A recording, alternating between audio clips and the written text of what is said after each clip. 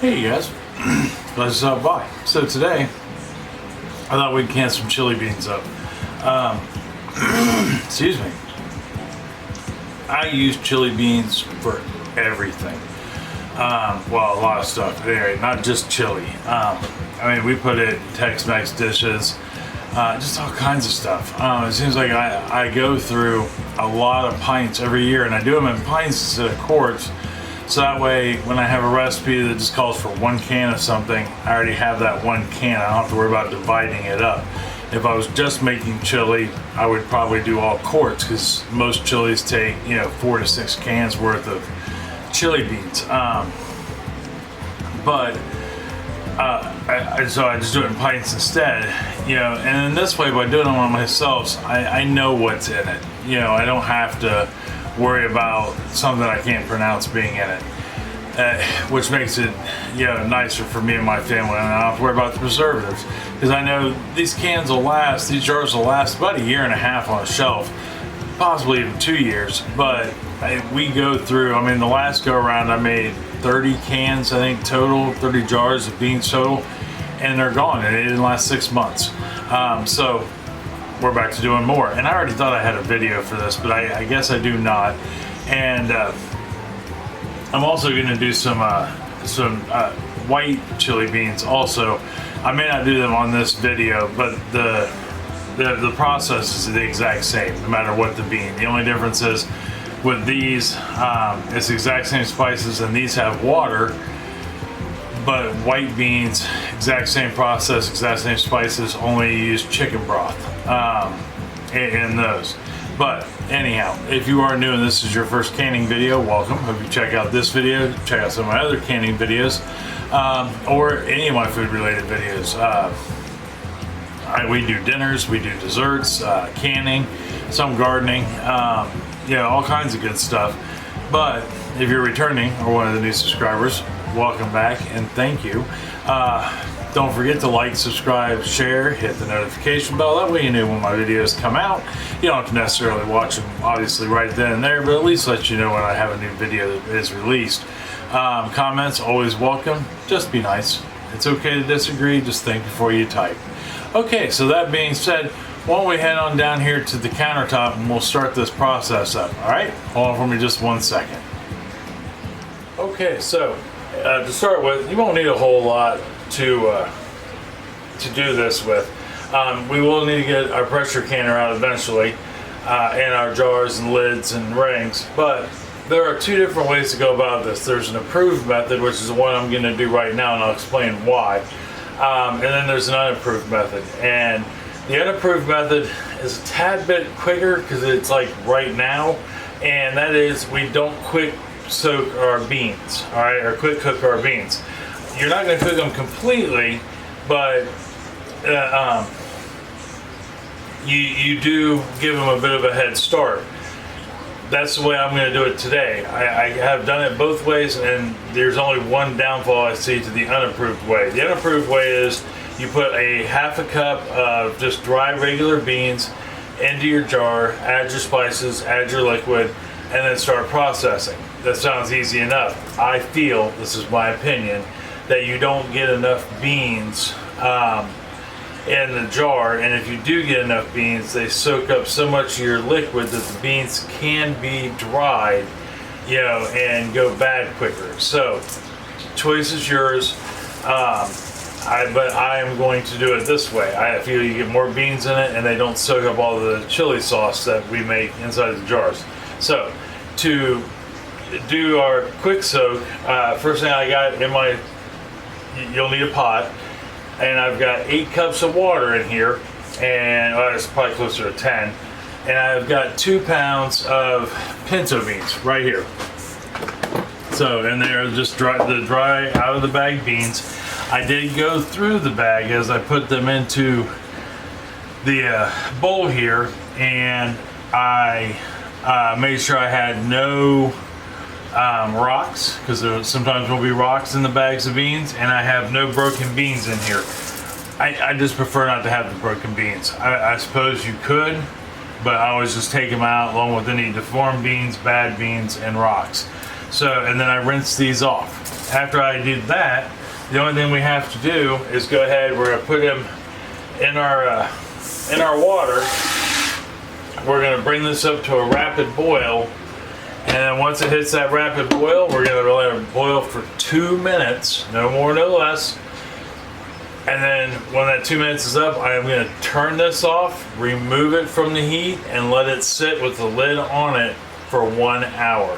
So when I come back, I will have had these soaked or boiled, sitting, and then I will drain them off and we can get started canning. All right, I'll see you here in just 1 second. Okay, so we have let our beans sit for an hour off heat, right? We let them boil for 2 minutes and then take them off the heat with the lid on it and just let them sit, and then I drained them and I rinsed them off. So the next thing we're gonna do is go ahead and get our beans put in our jars. And like I said, here's where it varies. If you're doing just dry beans, not cooked at all, it's a half a cup. You know, where then you're hoping that it'll, as it soaks up all that water that we put in each jar, that it's enough to soak those beans. Like I said, it's not a very accurate way of doing things, but I am going to put 1 1/4 cup in here, and even if I don't use my measuring cup, if you look on here, you've got your measurements on here. So we're going 1/4 cup, right there's 1 cup, so there'd be 1 1/4 up here, or 1 1/2 up here. So you want between 1 1/4 and 1 1/2 cups of beans in each jar. So I'm gonna go ahead and get those put in here. Okay, we got our beans in, so our 1 1/4 cup of beans. And then the next thing we're gonna need is about 1/8 of a teaspoon of tomato sauce, or 1/8 of a cup of tomato sauce. It's about the equivalent of 3 tablespoons, or just take your 1/4 cup and and fill it half full. But I have this particular measuring cup here, where it indents, that's actually 1/8 of a cup. But we're gonna put that in each jar. Okay, so we got our tomato sauce in there, and as you noticed, our jars have grown substantially. So what I did was, I went ahead, because like I said, I'm not against doing dry beans, even though it's not, technically this is rebel canning, I guess. But I've done it before, and I thought it'd be a good idea to take a look at the difference. I mean, so far you can see the difference just in the beans. You know, these beans have already have a head start on these ones, but the cook time is still the same no matter which way you do it. So, and this way we can take a look at both. So the next thing we're going to do is add some paprika to each jar, and it's a 1/2 teaspoon. And remember, with the rules of canning, you can add as much dry spice as you like. So whatever you prefer in your chili, dry spice wise, is what you put in there. Yeah, but a 1/2 teaspoon. It doesn't have to be exactly measured. Yeah. The next thing we're going to put in is some dehydrated onions. Yeah, and that's literally just what they are. And that's a 1/2 teaspoon of each of these. All right, now we got our dehydrated onion in there. We are going to throw in a 1/2 teaspoon of onion powder. Sorry. Then we will follow that up with 1/2 teaspoon of, I'm using garlic granules, but you can just as easily use garlic powder to do this with. I just prefer the granules. I don't know why. It's like I bought them one day because they were out of powder, and they seem to just have a little better flavor to them. But I just kept buying it ever since. But you can use granules or powder, either one. Then we will follow those up with a 1/2 teaspoon of chili powder. You know, and like I said, this can vary. If you want more chili powder, less chili powder, any of these ingredients, you can run with it. This is just the recipe that I found has worked for us, you know, with our chili beans. So, but you just can change it up. That's the beauty of doing it yourself. All right, 2 more things left to put in the jars, and that is a 1/4 teaspoon. Now we're done with the 1/2 teaspoon stuff. We're down to the 1/4 teaspoons, and I'm doing a 1/4 teaspoon of cumin, and this is ground cumin. And now our last ingredient is just a 1/4 teaspoon of kosher salt. Now, with the salt, I recommend you use kosher or a canning salt, at least a kosher salt. Iodized salt is just a can at times, maybe do weird things. I don't know, I've never used it, but I've always been kind of stirred away from using regular table salt and canning. Mostly I think it's because of the process they use for it. So I just use kosher salt because kosher salt's a neutral salt. But yeah, use a kosher salt or a canning salt for this at any rate. So we've got all those done. Last thing we have to put in these jars is just some water, right? So I'm gonna fill it up to I'm gonna leave it an inch of headspace. That means this line right here is where we need to stop at. And I've got some warmed water right here. Nothing is piping hot for us right at the moment. And not even the canner. It's on, but it's on low, just to kind of get it warming up a little bit. We're doing everything in this case from a cold start, because our beans have been sitting for an hour. We're not going to take time to reheat those up. None of our spices are warmed. None of our tomato sauce wasn't warm, so our water that we're putting in here is just warmed. But we're going to take that up to 1 inch of headspace for all our jars. Okay, so we got all our jars filled with up to 1 inch of headspace. Now we're just going to real quick run through and make sure we don't have any air bubbles in there. I'm just simply using a chopstick. You can use a debubbling tool, which also has notches on it, so you can see the measurements of how much headspace you have. It has an actual ruler for that on most debubbling tools, but I have in my case, since my kids have lost the only 2 that I ever owned of those, I just resort to a chopstick or a handy dandy device that's not metal, and my ruler. That way I know where I'm at in that process. Now, even though the ones we put the dry beans in probably don't need debubbled, I would debubble them anyhow, just in case. You never know. Any given Sunday, right? At least that's what they tell me. And that's a big piece of onion. All right. So anyhow, debubbled. So the next thing we need to do is grab a paper towel. And I have a little bit of vinegar sitting here in a bowl, just like such. Some just regular old plain white distilled vinegar, which with vinegar, any dishes you use to process with, make sure your vinegar is at least 5%. All right, now they make a 4%, they even make a 3%, and you got to be careful because it doesn't always jump right out and say, hey, I'm 5%, hey, I'm 4%. 4%, why strong enough to make a common household cleaner out of, so to speak. Like if you wanted to clean your countertops, vinegar's a lovely way to go, or make sure your oil residue's off your glass bowls or whatever. That's great.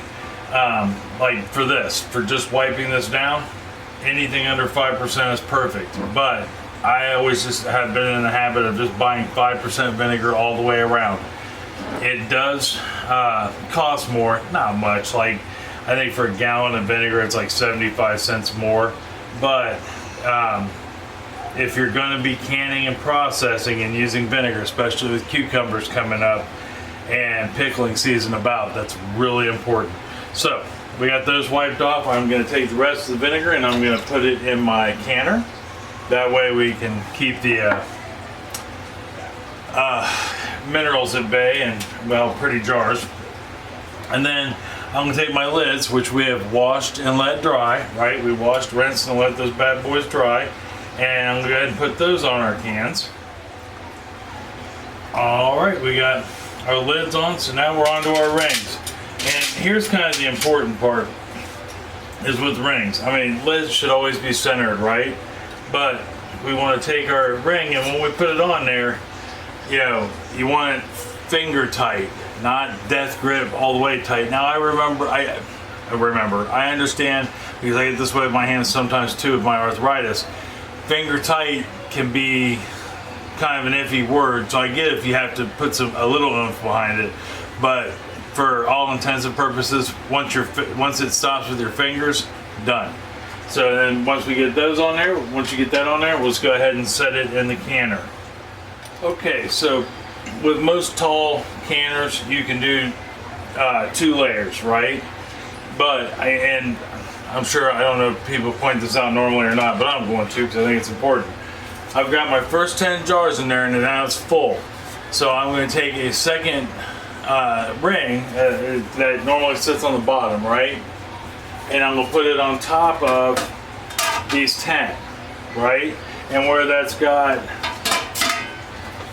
the ridges on there, it keeps them separated from the bottom ones, much like it keeps the bottom one keeps it separated from the bottom of the pot. And then I can just simply put my other 6 cans on top of this, and that way we've got a full set of cans, or we've got a full canister. I could actually do 20 jars of beans at once if we had to, but I've only got 16 to do right at the moment. I want to keep it to where, I mean, I could do my navy beans now, or my Great Northern white beans now, but I would only be able to put 4 more jars in there, and that would leave me with the other ones just sitting out. So we're going to run with those 16 right there, and then we will get the lid. We're going to get the lid, and we're going to put it on, and it's got arrows. As soon as I find my arrow, there it is. That's right.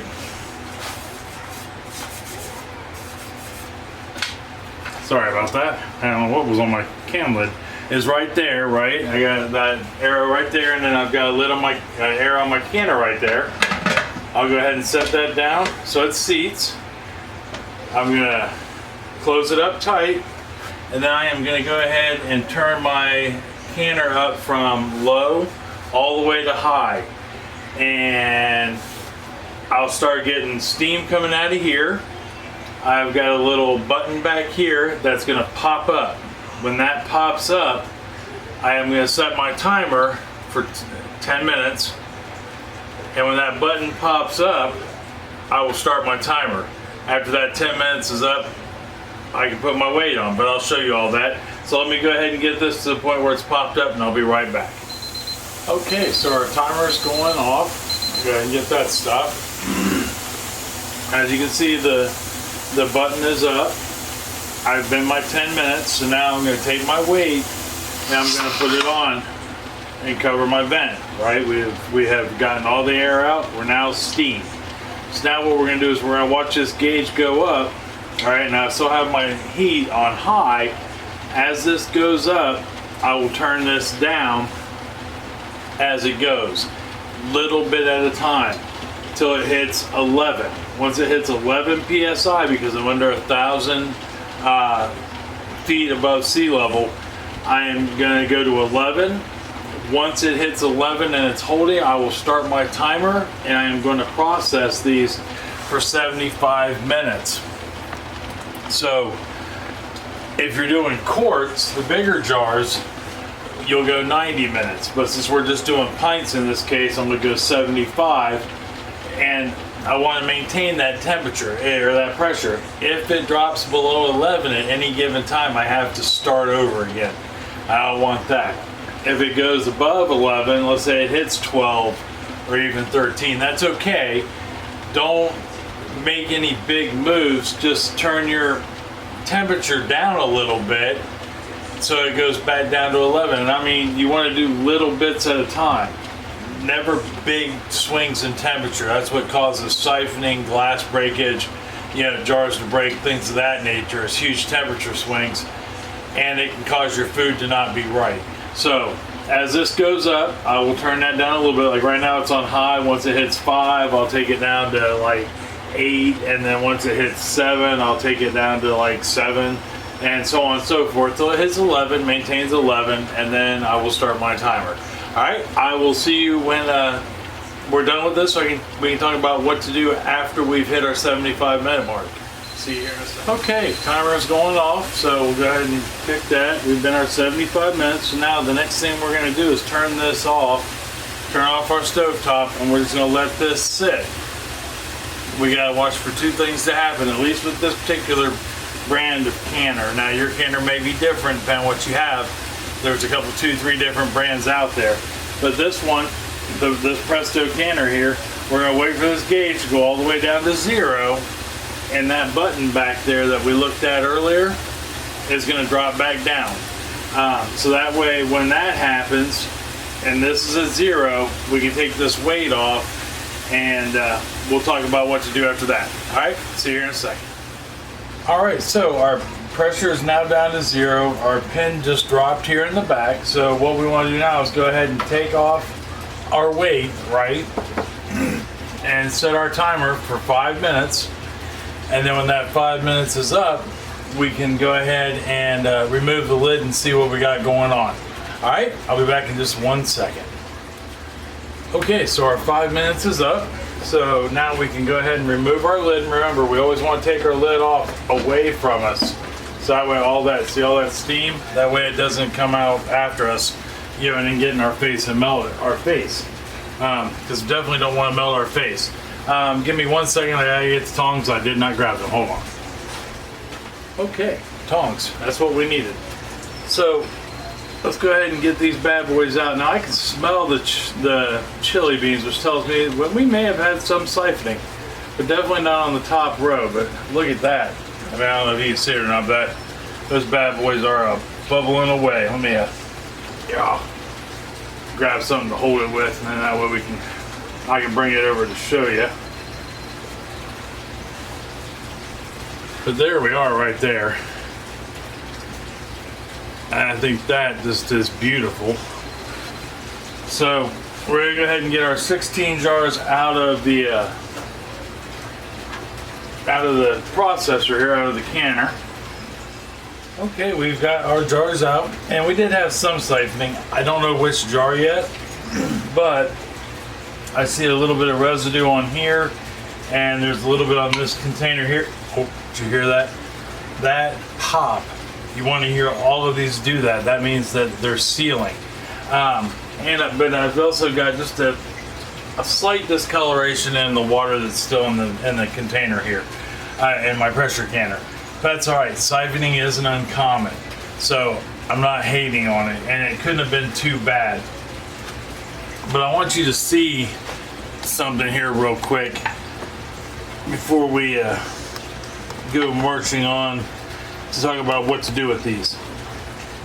Remember how I told you that I showed you we did 2 different variations on a theme, right? Some of them we quick cooked and some of them we did not. See how this one here is not quite full?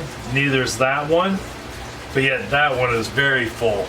That's what I'm talking about with the doing it without cooking the beans a little first.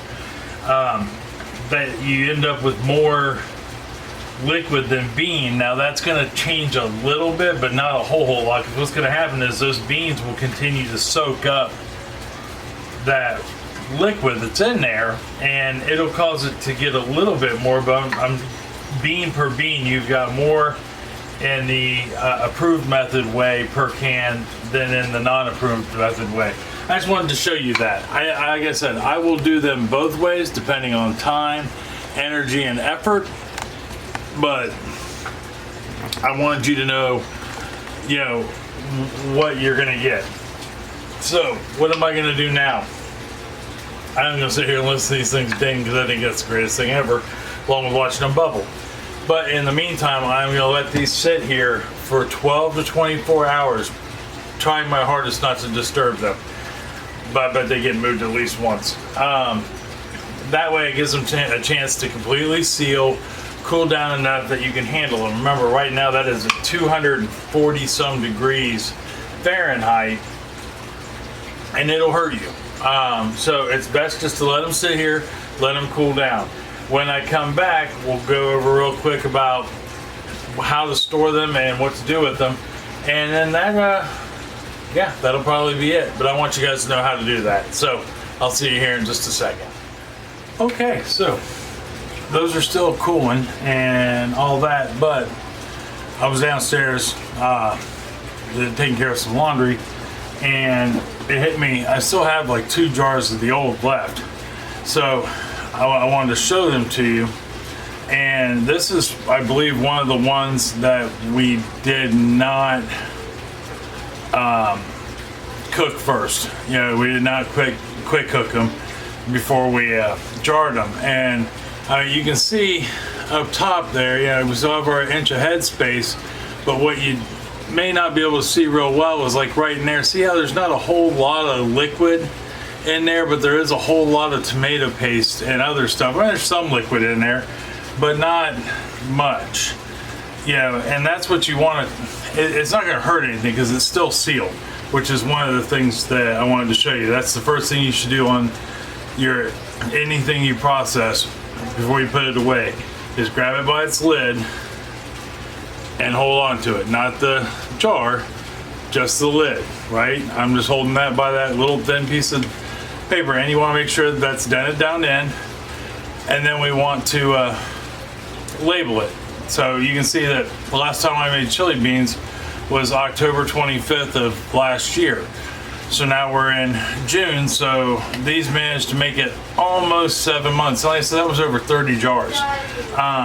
And I've only got a couple left. So these will probably make it till just past the end of the year, I hope.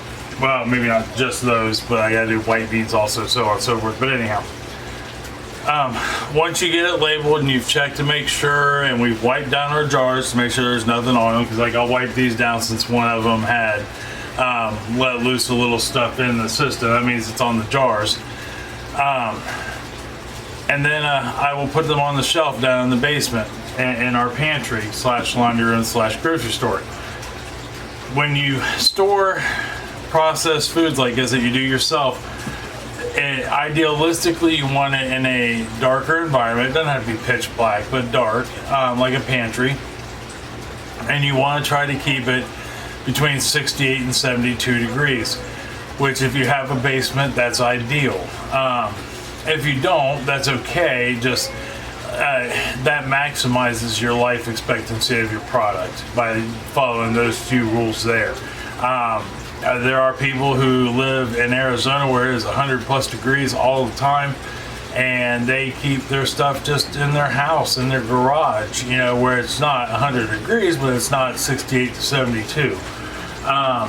And they do very well with that, you know. So, but the ideal is 68 to 72 degrees with minimal light, which is why I keep mine in the basement, to maximize the shelf life expectancy of them.